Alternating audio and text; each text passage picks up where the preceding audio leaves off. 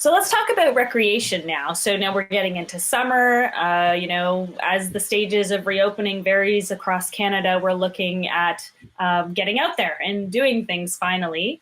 So let's talk about pools, safety in pools. Should we be doing it? Should we not? I have yet to see article report about people catching it in the water. And that's not to say that that it cannot happen. You have to kind of assume that it could happen, but I haven't seen an outbreak that is associated with a swimming pool, etc. yet. Is this the same issue then of social distancing then? I, Basically. I think it is the same issue of social distancing, with the added element of water, and but so I mean, I think that in terms of public pools, I would not actually go to a public pool just yet, and I would stay away from public pools just now, but if I but I'll go to a gym that actually has taken all of the appropriate precautions. Maybe we are getting into recreation, and that is one another element of recreation. And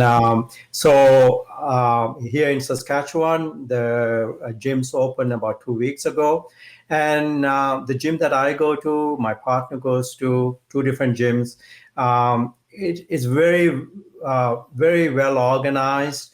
There's hand sanitization. You get your own individual spray bottle, your towel, which only a single use for that session. That is only used by you. And each space on the floor is cordoned off. That is your space to work out, etc. And they are separated, 6 feet minimum with the next space that the next person is working out, etc. The coach who is leading the session is at a distance and so on. So I think these establishments have gone to a whole lot of trouble, and importantly, to actually help us keep our distance and so forth. But I'm so curious about the gym though, because aren't you spewing droplets out and no one's wearing a mask? Like, I would think that actually a pool, so personally, my own perspective, an outdoor pool may be less risky than being in an indoor gym with people sweating and, you know how sometimes you cough when you get really sweaty, right? So is that a perception? Is that a personal perception of risk then? Is that what we're talking about? I think it is. I think it definitely is a personal perception of risk. And I think most of these gym establishments actually offer online classes as well. And if you don't feel comfortable going to the physical space of that gym and working out from your house, you could do that.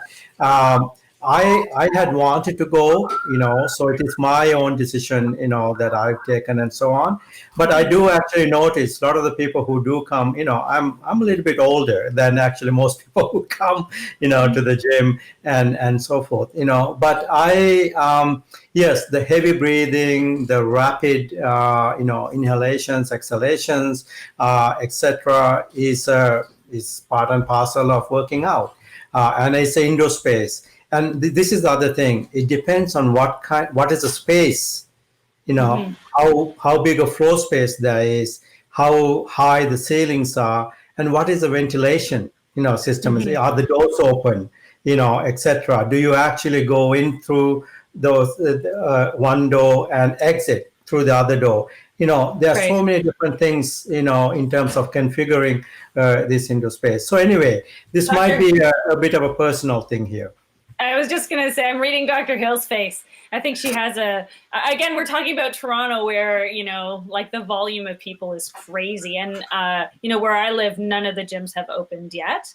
But Dr. Hill, what's your 2 cents on that? Apparently I shouldn't play poker is my 2 cents on that. So what I'm understanding is that for Nazim, it was really important for him to get back to a gym, and so he weighed that personal risk with the personal benefit, and he made a decision that made sense for him. If you're asking me as a physician and as a leader of physicians, what I'm recommending for the public, I would certainly think that an outdoor pool is safer for the most part than an indoor gym, and that's for all of the reasons you've mentioned. First of all, most people swimming don't get to the level of exertional swimming. They're usually just splashing around in the pool. So that 6 foot distance between people, as long as you're maintaining it, is probably adequate. You've got great ventilation with the breeze and the air coming through, lower risk. The chlorine may inactivate some of the particles. We don't know for sure, but that's certainly a possibility. And as of yet, I don't think we've seen any transmission of COVID-19 through water. So I'm not overly concerned about the pool.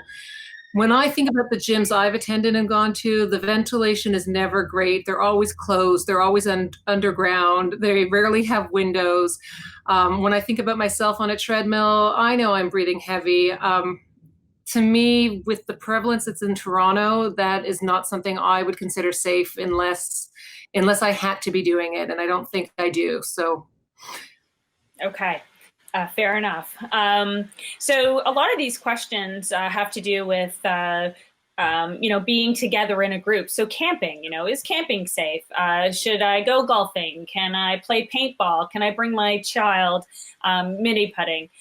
So I'm gonna go out on a limb and say that all of you will say that physical distancing, as long as you can do that, and if you can't, wear a mask, and it should be okay. Go for it.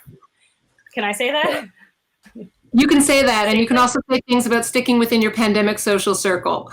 Right. So camping with your family is fine. Camping with your neighbors is probably only okay if they're part of your pandemic social circle. Okay, next question about hotels and Airbnbs.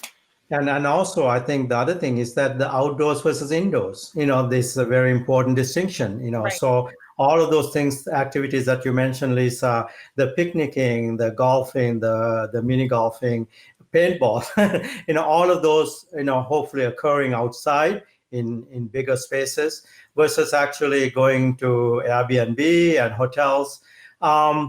Again, these are places that we don't know much about, how they have been taken care of, how clean they are, unless you actually witness the cleaning. And we hear this, in some establishments, businesses, they clean between each of the clients. So the client who is actually waiting to be served is seeing that cleaning happening. There's a little bit of people want to see that, they don't want to take, just for granted that, that the cleanliness happens. So I think Airbnb stays, hotel stays, again, a little bit too soon, to be clients in those kinds of establishments for me. Yeah. Agreed. When we were on break, I said everything basically boils down to the 4 principles, and it starts with decreasing unnecessary risk. So if you need to be in an Airbnb, if you need to be in a hotel, then you need to be there, and that's fine, and you mitigate your risk as much as you can. But if you're going on a social visit, this might not be the time.